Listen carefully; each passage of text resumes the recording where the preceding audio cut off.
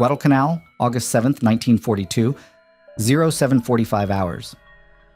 Sergeant Thomas McCluskey crouches behind a moss-covered log, his Winchester Model 1897 trench gun cradled against his chest like a sleeping child.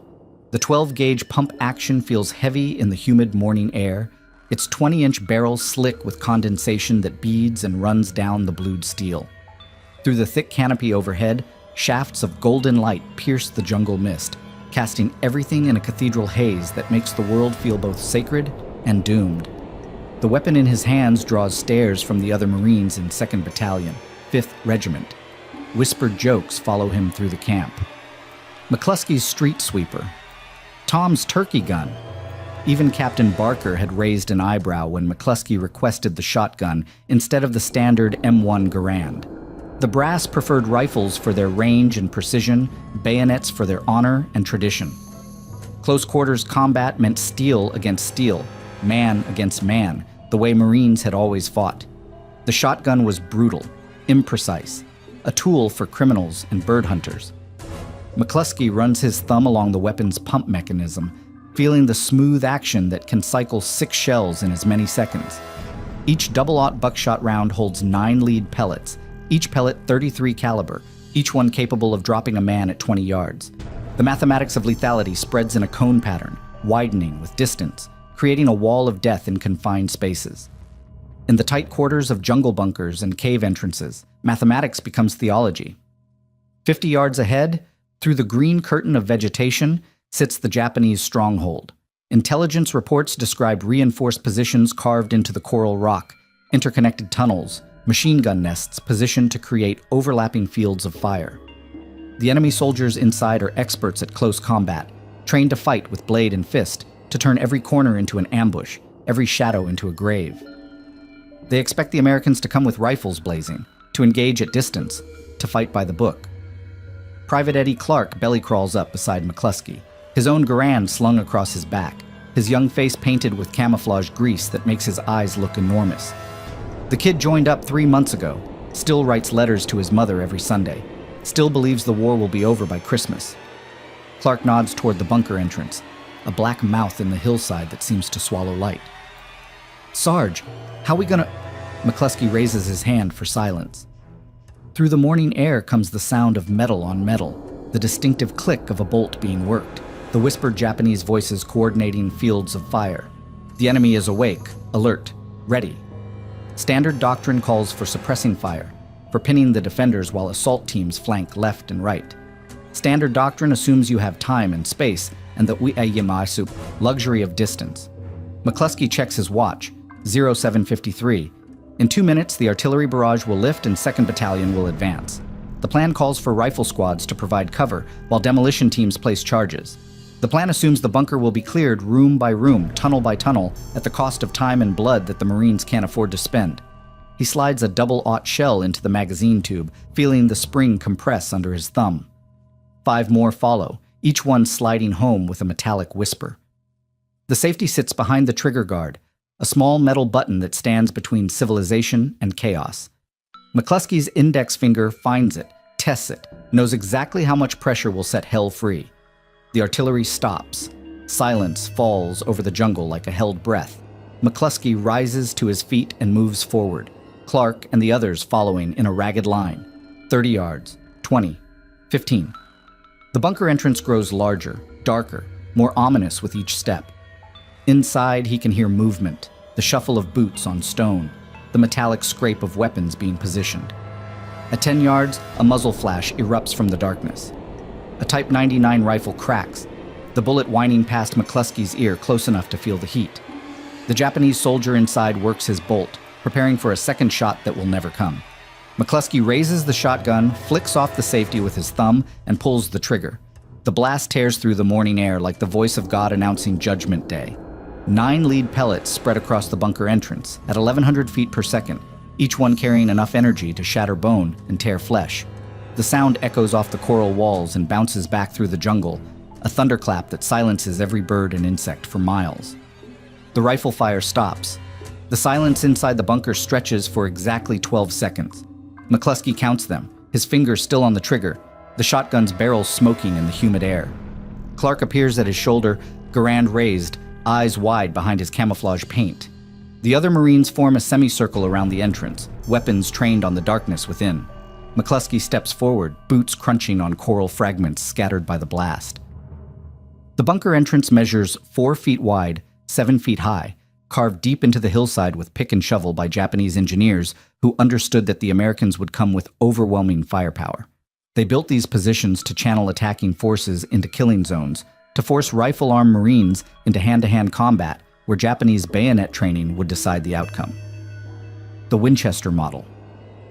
1897 in McCluskey's hands was never meant for this war.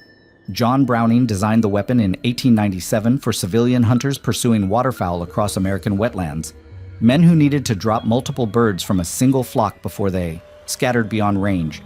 The pump-action mechanism allowed rapid follow-up shots, the smooth bore barrel spread shot in a predictable pattern, and the robust construction handled the hard use of commercial hunting guides and their demanding clients. During the Great War, American military procurement officers recognized the weapon's potential for trench warfare. They modified 27,000 civilian hunting guns, adding bayonet lugs, heat shields, and military slings to create the Model 1897 trench gun. Soldiers called it the trench sweeper. The German army called it an illegal weapon of war, claiming the spread shot violated international conventions governing military conduct. The Germans never filed an official protest. By 1941, when the United States entered the Pacific War, Winchester had developed the improved Model 12 shotgun specifically for military use. The Marine Corps ordered 80,000 units, each one equipped with a 20-inch cylinder bore barrel designed to handle the punishing double-aught buckshot loads that would become standard ammunition. The weapon weighed 7 pounds loaded, measured 40 inches overall, and could fire 6 rounds as fast as a trained operator could work the pump. McCluskey learned to operate the Model 1897 during his second tour at Parris Island, where gunnery sergeants demonstrated close-quarters tactics using condemned buildings scheduled for demolition. The instructors emphasized the weapon's limitations. Effective range topped out at 20 yards, accuracy beyond 10 yards became problematic, and the spread pattern made friendly fire a constant concern. They also taught the weapon's advantages: devastating stopping power at close range, psychological impact on enemy forces, and the ability to clear multiple targets from confined spaces.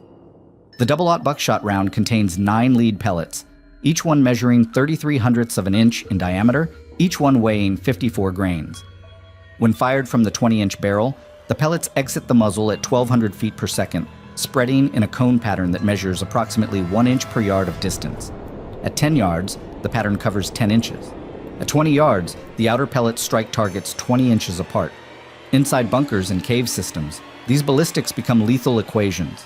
McCluskey signals for Clark to cover the entrance while he reloads. The spent shell ejects with a sharp metallic ping, landing on coral rock already littered with Japanese equipment and personal effects scattered by the blast. A Type 99 rifle lies twisted against the far wall, its bolt action jammed open, the chamber empty. A steel helmet sits upended beside a small wooden box containing what appears to be personal letters written in characters McCluskey cannot read. The Marine Corps issued specific instructions regarding shotgun ammunition storage and handling. Each Marine carried 24 rounds of double-aught buckshot in specially designed bandoliers that prevented the shells from rattling during movement. Additional ammunition traveled in sealed containers protected from moisture and coral dust that could jam the weapon's action. Standard operating procedure called for Marines to clean and inspect their shotguns twice daily, paying particular attention to the magazine tube spring and the shell lifter mechanism. McCluskey checks his ammunition count, 18 rounds remaining. The mathematics of jungle warfare dictated careful resource management. Each engagement consumed approximately 4 to 6 shells, depending on the size of the target area and the number of defenders. Intelligence estimates suggested the Japanese had constructed 47 bunkers and cave positions across this section of Guadalcanal. The numbers demanded precision. Behind him, the rest of 2nd Battalion advances through the jungle, their M1 Garands and Thompson submachine guns creating a familiar symphony of bolt actions and magazine changes. Captain Barker moves among the squads, directing fire and coordinating movement with hand signals developed during training exercises at Camp Pendleton. The captain still prefers rifles for their range and accuracy, still believes in the doctrine of fire and movement that served the Marines well during the First World War. But the Pacific Theater demands different solutions. The Japanese forces defending these islands trained at close-quarters combat schools that emphasize stealth, patience, and the precise application of edged weapons. Their officers studied American tactics, American equipment, American psychology. They prepared defensive positions designed to neutralize American advantages in artillery and air support. They expected Marines to advance with rifles, to engage at distance, to follow predictable patterns of assault and withdrawal. They did not expect shotguns. McCluskey moves deeper into the bunker, his boots splashing through puddles of condensation that collect on the coral floor. The narrow tunnel extends 15 feet into the hillside before branching left and right. Japanese engineers carved these passages to create multiple firing positions from a single entrance, allowing defenders to retreat and reposition when one area came under attack. The cramped dimensions forced attacking forces to advance in single file, presenting perfect targets for defenders armed with bayonets and grenades. The shotgun changes those calculations completely. Clark follows 3 steps behind, his Garand ready but unnecessary. The tunnel measures 4 feet wide, exactly the right dimensions for the shotgun's spread pattern to cover the entire passage. Any Japanese soldier remaining in the connecting chambers would face the full impact of 9 lead pellets traveling at lethal velocity. The confined space would amplify the weapon's psychological effect, turning each blast into a thunderclap that would shatter concentration and destroy morale. From somewhere deeper in the tunnel system comes the sound of movement, the scrape of equipment against stone, the whispered conversation of men preparing to fight or die. McCluskey counts at least 3 voices, possibly 4. Standard bunker construction placed the main defensive position at the tunnel's end, where attackers would be silhouetted against the entrance light and defenders would have maximum protection. McCluskey chambers a fresh shell and moves forward. The voices in the tunnel stop. McCluskey freezes at the junction where the passage splits left and right, his back pressed against the coral wall that weeps moisture in the humid air. The sudden silence tells him everything he needs to know about the men waiting in the darkness ahead. They heard the blast at the entrance. They know Americans are coming. They are repositioning for an ambush. Clark's breathing echoes off the tunnel walls, quick and shallow like a man trying not to panic. The kid grips his Garand with white knuckles, the rifle's steel and wood slick with condensation that makes everything harder to hold.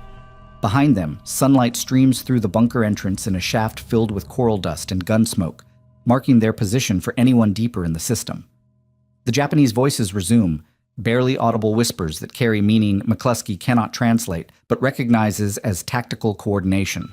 Someone is moving left, someone else is holding right.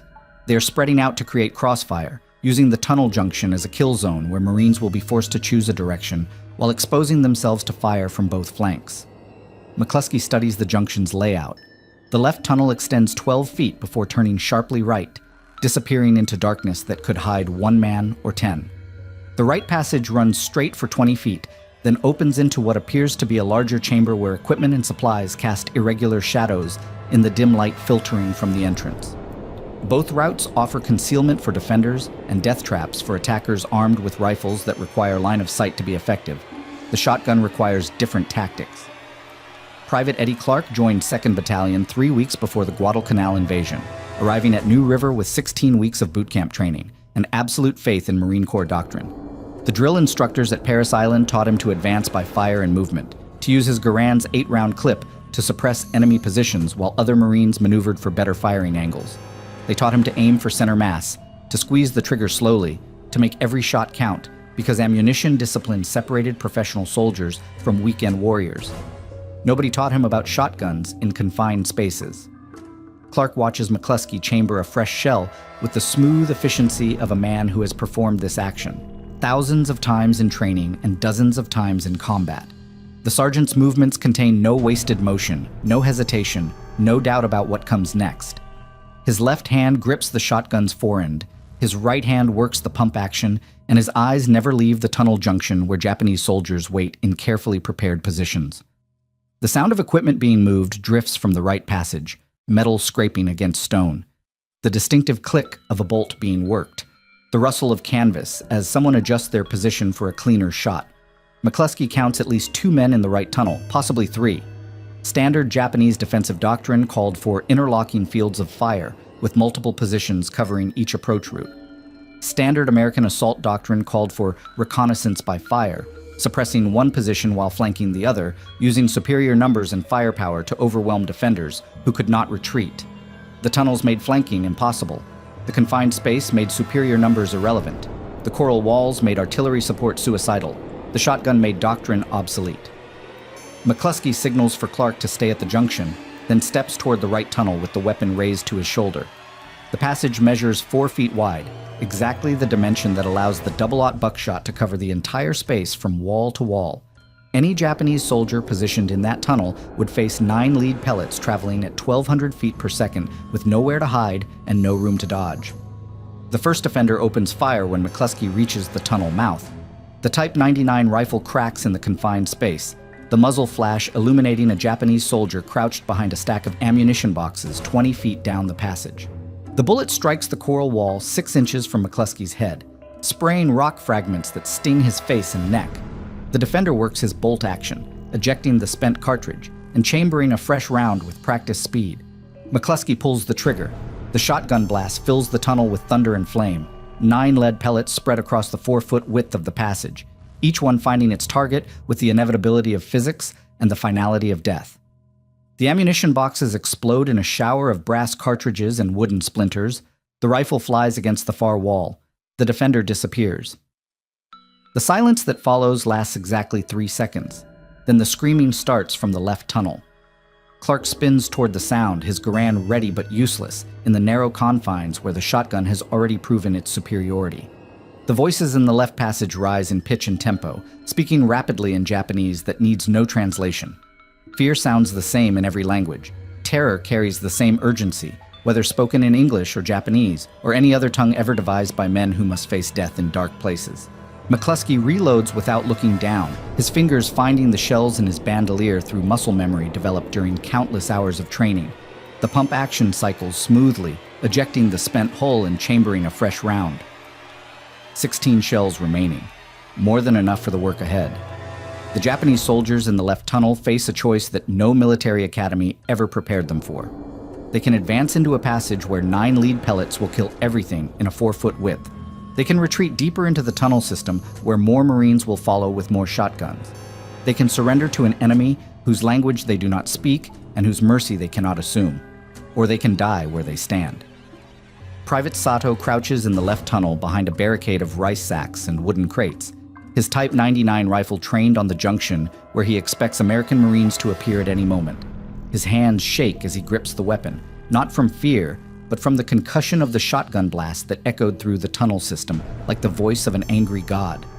The sound was unlike anything in his training, unlike any weapon he had encountered during 2 years of service in the Imperial Army. Sato had trained for this moment at the Nakano School, where instructors taught close-quarters combat using bamboo swords and wooden rifles.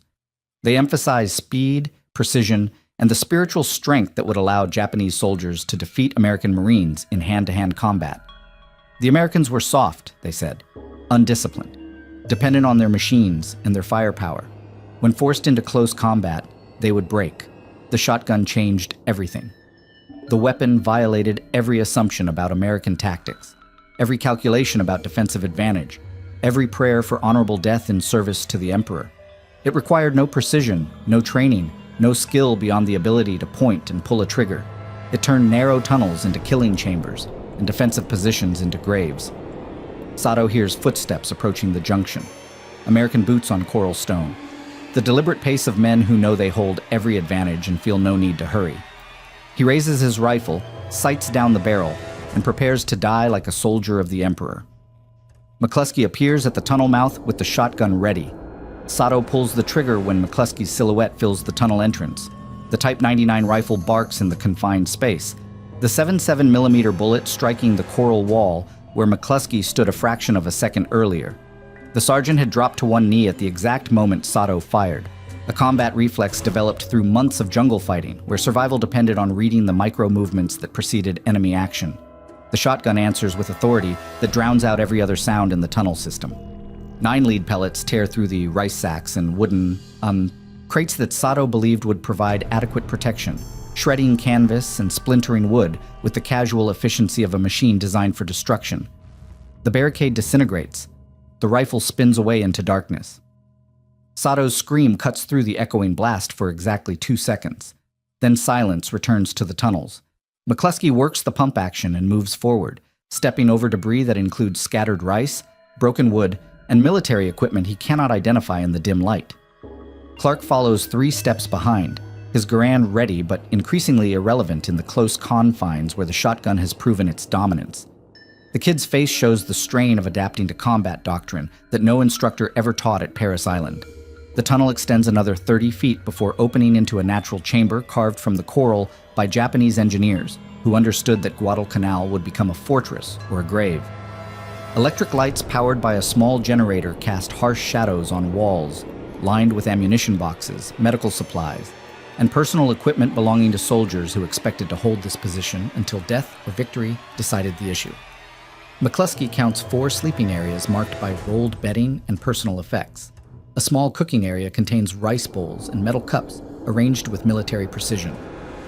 Maps of Guadalcanal cover one wall, marked with defensive positions and supply routes drawn in red ink that looks black in the artificial light. Everything suggests a garrison prepared for extended siege warfare. Nobody remains alive to conduct it. The chamber connects to 3 more tunnels that disappear into the coral hillside, like the arms of a starfish reaching into darkness. Japanese engineers spent months creating this underground network, connecting bunkers and fighting positions with passages that would allow defenders to retreat, regroup, and counterattack using interior lines of communication that American artillery could not touch. The shotguns made the entire system obsolete in less than 15 minutes. Clark examines the maps while McCluskey checks the remaining tunnels for signs of enemy activity. The drawings show 47 defensive positions across this sector of Guadalcanal, each one connected to the others through tunnels and communication trenches that would have allowed a few hundred Japanese soldiers to hold off thousands of Marines armed with conventional weapons. The tactical advantage of interior lines, prepared positions, and intimate knowledge of the terrain should have made this hillside impregnable. Should have. The sound of distant gunfire drifts through the tunnel system, carried by the coral passages that act like speaking tubes connecting every position in the network. The distinctive crack of M1 Garands mixes with the heavier boom of Thompson submachine guns and the rhythmic hammering of Browning automatic rifles.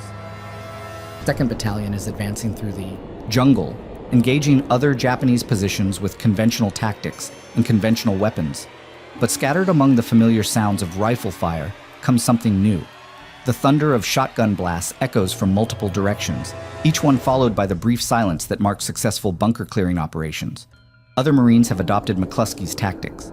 Other sergeants have discovered that the Winchester Model 1897 can accomplish in seconds what rifles and bayonets would require minutes or hours to achieve. McCluskey reloads from his bandolier, counting 14 shells remaining from the original 24. The morning's work has consumed 10 rounds to clear 5 defensive positions that conventional assault would have required an entire company to reduce. The numbers speak for themselves about the efficiency of close-quarters combat when the proper tools match the tactical situation. Captain Barker's voice carries through the jungle, coordinating squad movements and directing fire support with the calm professionalism of an officer who has spent 20 years learning his trade. But something has changed in the captain's tactical instructions. Instead of the traditional emphasis on fire and movement, he calls for shotgun teams to advance on suspected bunker positions while rifle squads provide overwatch. The doctrine is evolving in real time. Clark discovers a radio in the Japanese command post, a Type 94 receiver that connects this position to others throughout the tunnel network. The device sits silent now, its vacuum tubes dark, and its antenna cable cut by shotgun pellets that penetrated everything in their path. Before the morning's assault, this radio would have coordinated the defense of the entire hillside, allowing Japanese officers to move reinforcements and redirect fire support as American attacks developed. The shotguns severed those communications in the first 30 seconds of combat. McCluskey studies the tunnel map, tracing the red lines that connect this position to others scattered across the ridgeline. Intelligence estimates suggested the Japanese had prepared enough defensive positions to hold off a full regiment for weeks. The tunnel network would have allowed them to shift forces, evacuate wounded, and resupply forward positions using routes that American aircraft and artillery could not interdict. The entire system depended on maintaining control of the tunnels themselves. Private Clark finds a wooden box containing personal letters written in Japanese characters, photographs of families he will never meet, and small personal items that speak of lives interrupted by war. The human cost of the morning's work sits heavy in the artificial light, reminding him that enemies are also men with hopes and fears, and people who will mourn their loss. But the tactical situation allows no time for reflection. From the tunnels leading deeper into the hillside, comes the sound of movement. Boots on. Coral. The scrape of equipment against stone. Whispered voices speaking Japanese in tones that suggest both fear and determination. More defenders wait in the darkness ahead, men who have heard the shotgun blasts and know what approaches but who will not abandon their posts. McCluskey chambers a fresh shell and signals for Clark to follow. The tunnels ahead wind deeper into the coral, connecting to positions that overlook the main landing beaches where American supplies and reinforcements continue to flow ashore. Japanese artillery observers in those positions can direct fire onto the beaches, disrupting the supply lines that keep 2nd Battalion fed, armed, and equipped for continued operations. The shotguns will reach them first. The artificial lights fail as McCluskey and Clark move deeper into the tunnel system, either cut by combat damage or deliberately sabotaged by defenders who understand that darkness favors prepared positions over advancing forces. Emergency lanterns cast moving shadows that dance across the coral walls, creating illusions of movement that could hide real threats or reveal imaginary ones. McCluskey's thumb finds the shotgun's safety, checking its position through muscle memory while his eyes adjust to the reduced visibility. The weapon remains ready to fire, its magazine loaded with 5 rounds of double-aught buckshot that will spread death across any tunnel width the Japanese engineers could construct. Mathematics becomes theology in confined spaces, where every calculation favors the shotgun over conventional weapons. Clark's breathing echoes off the tunnel walls as they advance toward sounds of movement that grow louder with each step. The kid has learned not to question the sergeant's tactics, not to wonder about conventional doctrine, not to think about anything except following orders and staying alive long enough to see another sunrise over the Pacific. The tunnels ahead hold defenders who still believe in Bushido, in honorable death, in the divine wind that will drive American invaders from Japanese soil. They have not yet met the shotgun. The emergency lanterns flicker and die as McCluskey rounds the next bend in the tunnel system, leaving him and Clark in darkness so complete it seems to press against their faces like black velvet. The Japanese defenders have cut the power to their own positions, choosing the tactical advantage of familiar terrain over the comfort of artificial light. In the suffocating blackness, every sound amplifies into significance. The drip of condensation from coral walls, the whisper of air moving through connected passages, the distant echo of combat from other sections of the tunnel network. McCluskey stops and listens. 20 feet ahead, someone breathes with the controlled rhythm of a man trying to remain silent while his heart hammers against his ribs. The breathing comes from the left side of the tunnel, probably behind some kind of barricade or fighting position carved into the coral wall. A second set of breathing emerges from the right side, shallower and more rapid, suggesting a younger man less experienced at controlling fear under combat conditions. Clark's hand finds McCluskey's shoulder in the darkness, fingers gripping the sergeant's uniform shirt with enough force to leave marks. The kid has never fought in complete darkness, never navigated by sound alone, never faced enemies he cannot see but knows are waiting with weapons trained on his position. His training at Paris Island included night combat exercises, but always with some ambient light from stars or moon or distant fires. This darkness swallows everything. McCluskey reaches into his field pack and withdraws a hand grenade, feeling the familiar weight of the Mark II fragmentation device that contains 6.5 ounces of TNT surrounded by a serrated steel casing designed to break into lethal fragments. Standard procedure calls for cooking off the grenade for 3 seconds before throwing, allowing insufficient time for enemies to throw it back or take cover from the blast. But grenades in confined spaces kill everyone within the lethal radius. The breathing ahead changes pattern as the Japanese defenders realize Americans are approaching their position. Whispered commands pass between them in voices too low for McCluskey to determine their exact location or number. Equipment moves against stone, metal clicks against metal, safeties disengage. Bolts work with the distinctive sound of Type 99 rifles being prepared for action. McCluskey replaces the grenade and raises the shotgun, pointing the weapon toward the sounds ahead, even though he cannot see his targets. The double-aught buckshot does not require precision in these circumstances. The tunnel width determines the spread pattern. The coral walls provide the boundaries. The laws of physics handle the rest. Private Yamamoto crouches behind a wall of sandbags 30 feet from the tunnel entrance, his Type 99 rifle trained on the darkness where American voices whispered moments before. He joined the 32nd Infantry Division 6 months ago, arriving on Guadalcanal with absolute faith in Japanese military superiority and complete confidence in his ability to defeat soft American Marines in close combat. His instructors at the infantry school emphasize spiritual strength over material advantage. teaching that Japanese soldiers could overcome any enemy through superior will and dedication to the emperor. The shotgun blasts from other sections of the tunnel network have shattered those beliefs. Yamamoto has heard the thunder of American weapons that require no skill, no training, no honor. Weapons that kill everything in their path without regard for the warrior's code or the beauty of individual combat. The screams of his comrades echo through the choral passages, men who died without the chance to prove their courage or demonstrate their loyalty to the divine mission of the Greater East Asia Co-Prosperity Sphere. Beside him, Private Watanabe grips his rifle with hands that shake despite his efforts at self-control. Watanabe arrived on Guadalcanal 2 weeks ago, straight from basic training at a depot in Kyushu, where drill sergeants promised that American Marines would break and run when faced with determined Japanese resistance. The reality of combat has proven different from the promises. American artillery pounds Japanese positions day and night. American aircraft strafe supply lines and communication trenches. American Marines advance with weapons that make traditional tactics obsolete. Watanabe whispers a prayer to his ancestors and prepares to die for the emperor. McCluskey fires the shotgun into the darkness ahead, aiming at the center of the tunnel where the spread pattern will cover the maximum area with lethal effect. The muzzle flash illuminates the passage for a fraction of a second, revealing 2 Japanese soldiers positioned behind sandbags, exactly where their breathing suggested they would be. The thunder of the blast fills the confined space with sound that seems to crush the air itself. The return fire never comes. Clark follows McCluskey forward, stepping over debris that includes scattered sand, torn canvas, and military equipment he does not examine too closely in the flickering light of his emergency lantern. The tunnel continues deeper into the coral, branching left and right toward positions that overlook the main landing beaches, where American supply ships unload equipment and reinforcements under the protection of naval gunfire. Japanese artillery observers in those forward positions can direct fire onto the beaches, disrupting the flow of supplies that keeps the Marine offensive operational.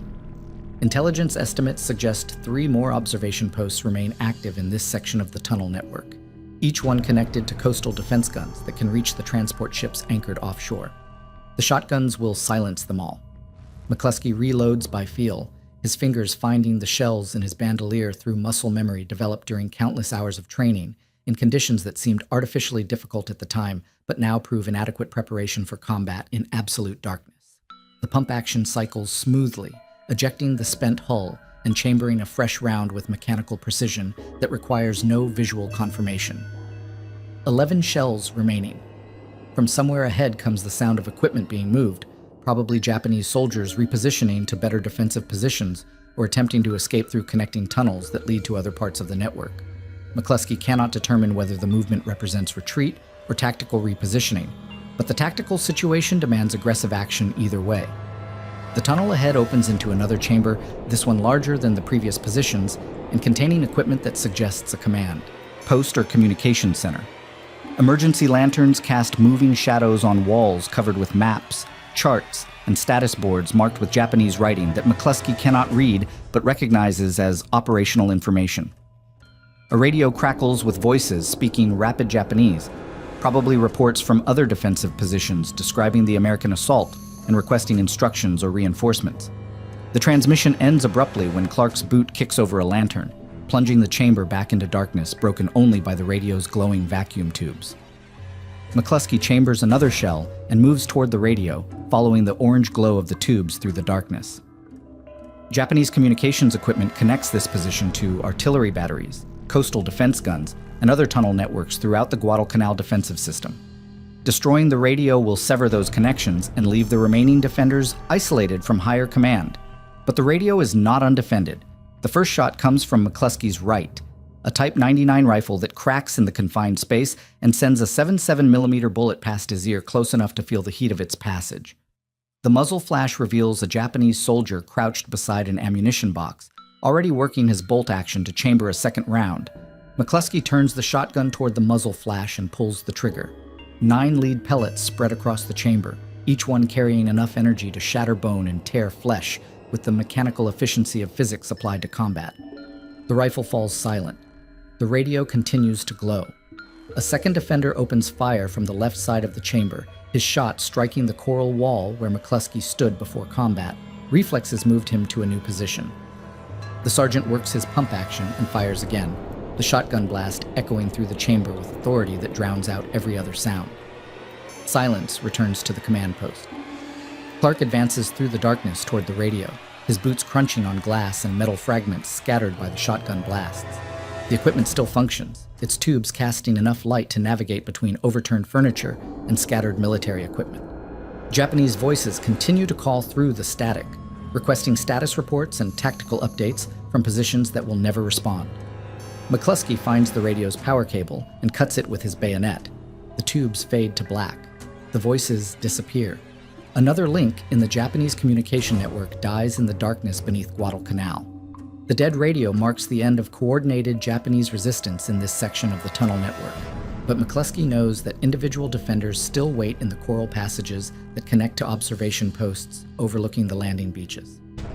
3 years from now, when the war ends and historians begin writing their accounts of the Pacific Campaign, they will record that the Battle of Guadalcanal lasted 6 months and cost both sides thousands of casualties in a grinding war of attrition that finally broke Japanese naval supremacy in the Solomon Islands. They will not record that the shotgun shortened that timeline by weeks. Clark emerges from the command post with a canvas bag containing Japanese maps, code books, and operational documents that intelligence officers will study to understand enemy defensive plans across the entire Guadalcanal perimeter. The information reveals bunker locations, supply routes, communication networks, and troop dispositions that conventional reconnaissance would require weeks to discover. The shotgun tactics that cleared this position in hours have delivered intelligence that will save American lives throughout the campaign. McCluskey counts his remaining ammunition while Clark sorts through the captured documents. 8 shells left from the original 24. The morning's work has consumed 16 rounds to neutralize a defensive network that conventional assault would have required artillery preparation, air support, and coordinated attacks by multiple companies. The efficiency speaks for itself about the proper application of specialized weapons to specific tactical situations. From the tunnels ahead comes the distant sound of surf breaking against coral reefs, carried through passages that connect to observation posts positioned to direct artillery fire onto the American beachhead. Japanese coastal defense guns emplaced on the far side of Henderson Field can reach the transport ships unloading supplies and reinforcements, but only if spotters in these forward positions provide targeting information through telephone lines and radio networks, now severed by the advancing Marines. The shotgun teams have isolated the observers from their guns. Captain Barker's voice echoes through the tunnel system, calling for status reports from squad leaders, whose tactical radios can barely penetrate the coral that blocks electromagnetic signals. The captain has adapted his tactics throughout the morning, shifting from conventional rifle assaults to shotgun-led clearing operations that accomplish in minutes what traditional methods would require hours to achieve. Leadership means recognizing when doctrine must evolve to match battlefield realities. The doctrine is evolving rapidly. McCluskey signals for Clark to follow as they move deeper into the tunnel network, advancing toward positions that overlook the main supply beaches where landing craft continue to ferry ammunition, medical supplies, and fresh troops from the transport ships anchored beyond the reef. Japanese artillery observers in those positions can disrupt the entire American logistics chain with well-directed fire missions that would force the transports to withdraw beyond accurate spotting range. The mathematics of amphibious warfare demand constant supply flow to sustain offensive operations against prepared, defensive positions. Fuel, ammunition, food, medical supplies, and replacement personnel must reach the fighting units faster than combat consumes them. Any interruption in that flow weakens the offensive and provides defenders with opportunities to counterattack or reinforce threatened positions. The shotguns ensure uninterrupted supply operations. The tunnel ahead narrows to 3 feet in width, carved through solid coral by Japanese engineers who understood that confined passages would channel American attacks into killing zones where defenders armed with rifles and bayonets could engage superior numbers on equal terms. The restriction would force Marines to advance in single file, presenting perfect targets for prepared positions while negating American advantages in supporting weapons and coordinated tactics. The shotgun eliminates those calculations completely.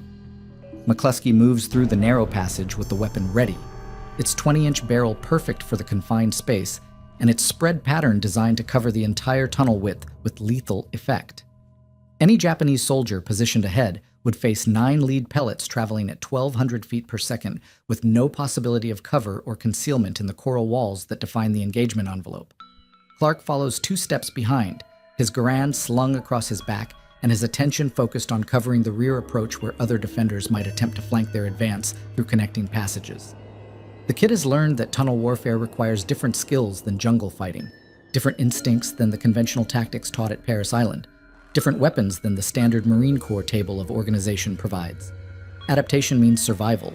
The passage opens into a chamber containing equipment that identifies it as an artillery observation post, high-powered binoculars, range-finding instruments, communication gear, and detailed maps of the offshore waters where American transport ships present targets for Japanese coastal defense batteries.